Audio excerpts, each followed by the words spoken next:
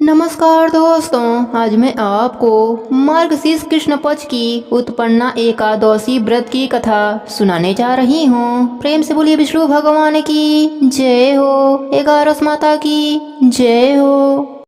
एक बार सैनक आदि 88,000 ऋषियों ने श्री सूत जी महाराज जी से पूछा, हे भगवान, आप कृपा करके हम लोगों को एकादशी व्रत का महात्म्य सुनाइए। श्री सूत जी ने कहा, हे ब्राह्मणों, इस व्रत के महात्म्य को भगवान श्री कृष्ण जी ने महाराज युधिष्ठिर से कहा था, वही आज मैं तुम लोगों को सुना रहा हूँ। एक बार महाराज युधिष्ठिर ने भगवान श्री कृष्ण जी से पूछा कि हे प्रभु, एकादशी व्रत करने की क्या विधि है और उसे किस प्रकार करनी चाहिए, उसका क्या फल है, कृपया कर वह सब आप कहिए।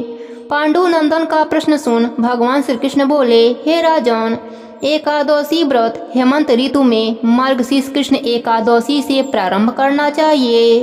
दशमी के दिन सूर्यास्त के बाद दातुन करें, इसके बाद फिर कुछ भी भोजन न करें। दूसरे दिन प्रातः काल नदी, तालाब या कुएं पर स्नान कर शुद्ध हृदय से संकल्प करें। तत्पश्चात स्नान कर व्रती पुरुष संकल्प करे और चोरी, पाखंडी, मिथ्यावादी, अपवादी, अगमगामी, दुराचारी, पराया धन हरने एवं देव द्रव्य चुराने वाले पुरुषों का न तो दर्शन करें न उनसे संभाषण करें, और कदाचित ऐसा अवसर आ ही जाए कि उपरोक्त वरिष्ठ दुष्टों का दर्शन या संभाषण करना पड़े तो इस पाप के नाश के लिए सूर्य का दर्शन करें।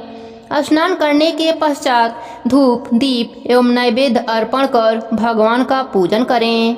इन कार्यों के करने में भक्ति दृढ़ एवं अविचल होनी चाहिए। रात में निद्रा एवं मैथुन का त्याग करें और नित्य गीत आदि कर रात्रि में जागरण करें।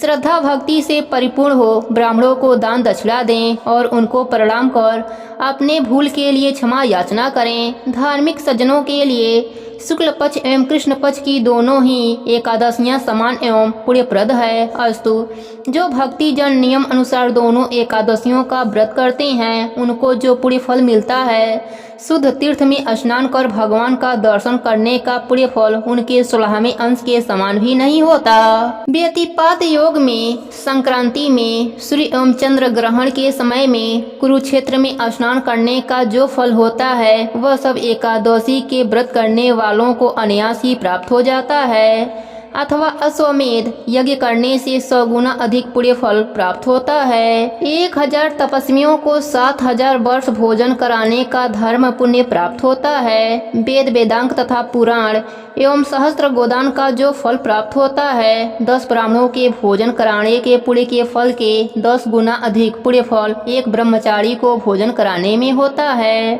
और 1000 गुना अधिक कन्या एवं भूमि दान के देने से होता है, और इससे 10 गुना अधिक पुण्य भूखे को खिलाने से अन्य दान करना अत्यंत ही महान एवं अनुपम पुण्य है। इसके प्रभाव से देव और पितरगण दोनों ही संतुष्ट होते हैं और इसका संपूर्ण महात्म्य देवताओं को भी दुर्लभ है। नित्य व्रत करने वालों को आधा फल एक मूल व्रत में होता है। तीर्थ करना तभी तक महत्व का है, दान एवं नियम तभी तक पुण्यप्रद है जब तक एकादशी का व्रत न किया गया हो। शंख द्वारा जल पीना वर्जित है, मछली एवं मांस खाना भी वर्जित है। 1000 यज्ञ भी एकादशी की बराबरी नहीं कर सकते। अर्जुन ने पूछा, हे जनार्दन, आप इस व्रत को इतना सम्मान देते हैं और इसके फल को इतना महान बतलाते हैं, ऐसा क्यों? इसका क्या कारण है? अर्जुन का ऐसा प्रश्न सुनकर भगवान श्री कृष्ण ने कहा, हे पांडुनंदन, सतयुग में एक मूर नामक महाबलवान दैत्य हुआ था। उसने समस्त देवताओं को मारकर देवलोक से भगा दिया।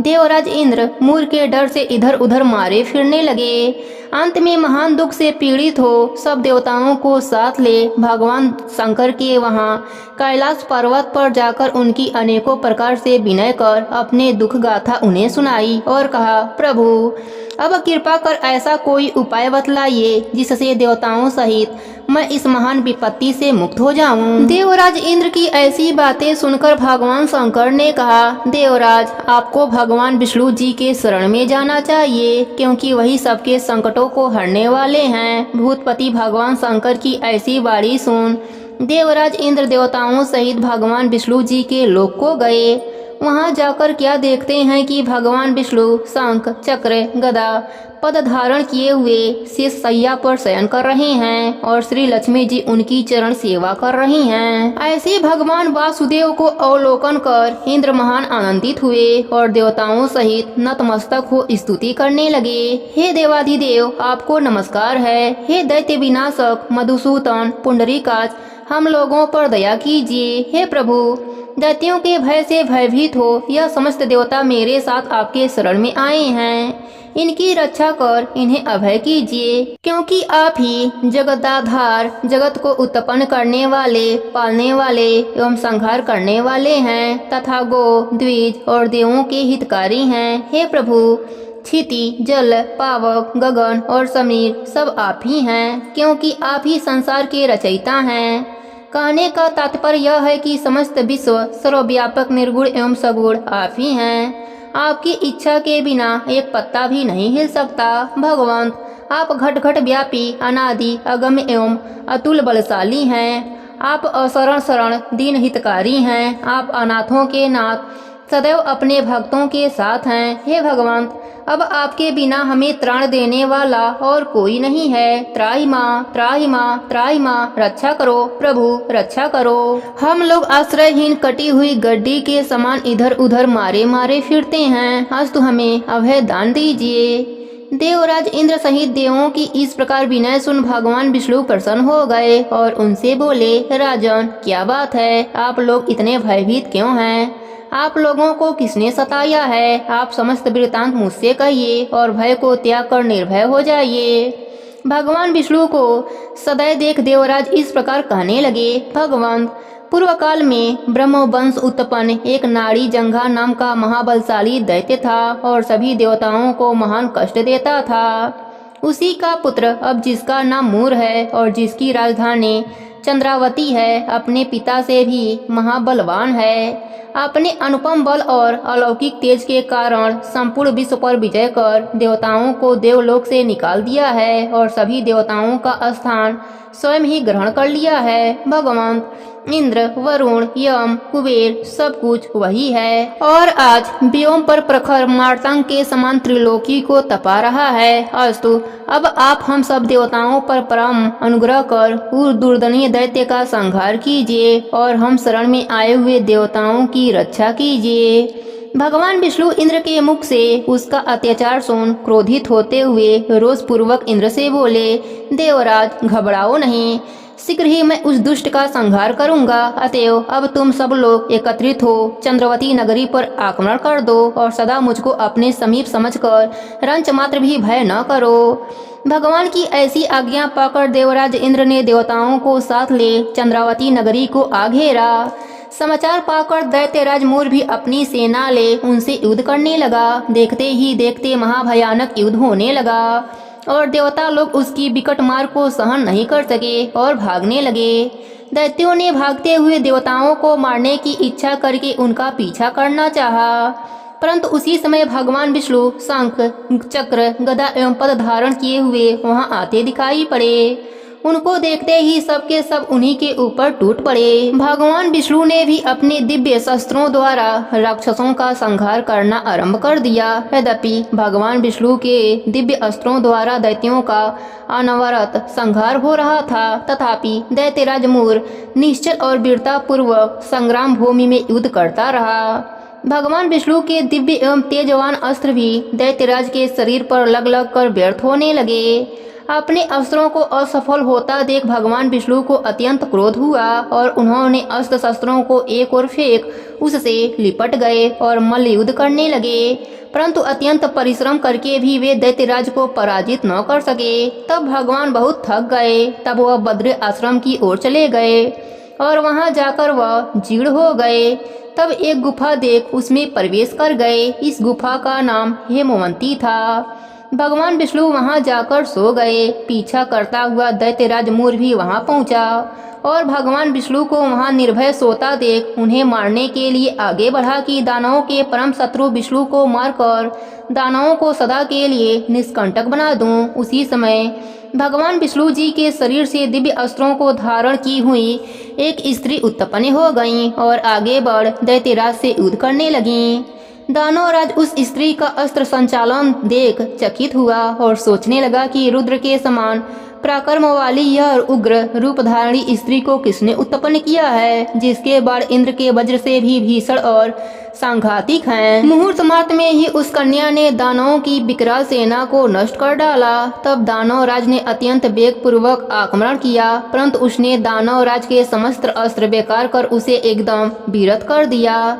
तब वह अत्यंत क्रोध कर मल्ल युद्ध करने के लिए उनकी ओर बढ़ा, परंतु यह भी न हो सका क्योंकि उस कन्या ने एक ही घूंसे में उसको पृथ्वी पर गिरा दिया। वह पुनः आगे बढ़ने के लिए उठा, यह देख उसने दानवराज का मस्तक काट दिया। धड़ वहीं पृथ्वी पर गिरकर छटपटाने लगा। साथ के दैत्यगण पाताल लोक को भाग गए। उसी समय भगवान विष्णु की निद्रा भंग हुई और वह उठकर बैठ गए। तब वह कन्या हाथ जोड़कर कहने लगी, भगवान अब मुझे क्या आज्ञा है। उसके ऐसे वचन सुन विष्णु जी अत्यंत प्रसन्न हुए और बोले, देवी तुम कौन हो? इस दुष्ट राक्षस को मारकर मुझे किसने त्राण दिया है? भगवान विष्णु जी के ऐसे वचन सुन उस कन्या ने कहा, प्रभु यह छोटा सा कार्य आपके अंश से उत्पन्न मैंने ही किया है। हे शत्रु दमनकारीन, मैं आपकी ही शक्ति हूँ। उसके ऐसे वचन सुन विष्णु जी बोले, हे निष्पापे, इस दैत्य के मारने से मैं तुम पर अत्यंत प्रसन्न हूँ, क्योंकि तुमने समस्त देवताओं को अभय कर दिया है। अतः अब तुम मनवांछित वरदान मांगो। भगवान के ऐसे वचन सुन वह कन्या बोली, हे भगवंत, यदि आप सचमुच ही मुझ पर प्रसन्न हैं और वर देना चाहते हैं तो कृपया कर यही वर दीजिए कि आज का दिन मेरे ही नाम से प्रसिद्ध हो और आज के दिन व्रत करने वाले को मैं समस्त पापों से मुक्त कर सकूं और उपवास का आधा पुण्य एक बार भोजन करने एवं रात्रि भोजन में भी प्राप्त हो और अपनी इंद्रियों को दमन कर मेरे दिन संपूर्ण व्रत करने वाले को विष्णु लोक की प्राप्ति हो। भगवान ने कहा, एवमस्तु, अर्थात ऐसा ही होगा। तुम एकादशी तिथि को उत्पन्न हुई हो, अतएव तुम्हारा नाम भी एकादशी ही होगा और एकादशी व्रत करने वालों के सारे पापों को नष्ट कर मैं परम पद दूंगा, क्योंकि तृतीया, अष्टमी, चतुर्दशी और एकादशी तिथियां मुझे अत्यंत ही प्रिय हैं। इस प्रकार वरदान दे भगवान अंतर ध्यान हो गए और एकादशी मनोवांछित वर पाकर अत्यंत ही प्रसन्न हुई। हे पांडुनंदन, एकादशी व्रत करने वालों से मैं अत्यंत ही प्रसन्न रहता हूँ। उसके शत्रुओं का सदैव ही संहार करता रहता हूँ और उसे उत्तम पद देता हूँ। एकादशी की उत्पत्ति का वृतांत मैंने तुमको सुना दिया। एकादशी पापों का नाश करने वाली है। शुक्ल एवं कृष्ण दोनों ही पक्षों की एकादशी समान होती हैं। दोनों ही पक्ष के व्रत करने वाले उत्तम लोकों में स्थान पाते हैं। एकादशी का व्रत करने वाले एवं भगवान विष्णु जी की एकादशी व्रत महात्म की कथा को सुनने और सुनाने वाले दोनों ही धन्य हैं। उनको अश्वमेध यज्ञ का फल अनायास ही प्राप्त हो जाता है। जो परम वैष्णव है और भक्ति पूर्वक भगवान विष्णु जी की कथा का श्रवण करता है, वे अपने 3 कोटि पुरुषों के साथ विष्णु लोक में स्थान पाते हैं। एकादशी महात्म्य का एक भी अंश सुनने वाला ब्रह्म हत्या आदि पापों से छूट जाता है। संसार में न वैष्णव धर्म के समान कोई धर्म है और न एकादशी के समान कोई दूसरा व्रत ही है। प्रेम से बोलिए विष्णु भगवान की जय हो, एकादशी माता की जय हो, मार्गशीर्ष मास की जय हो।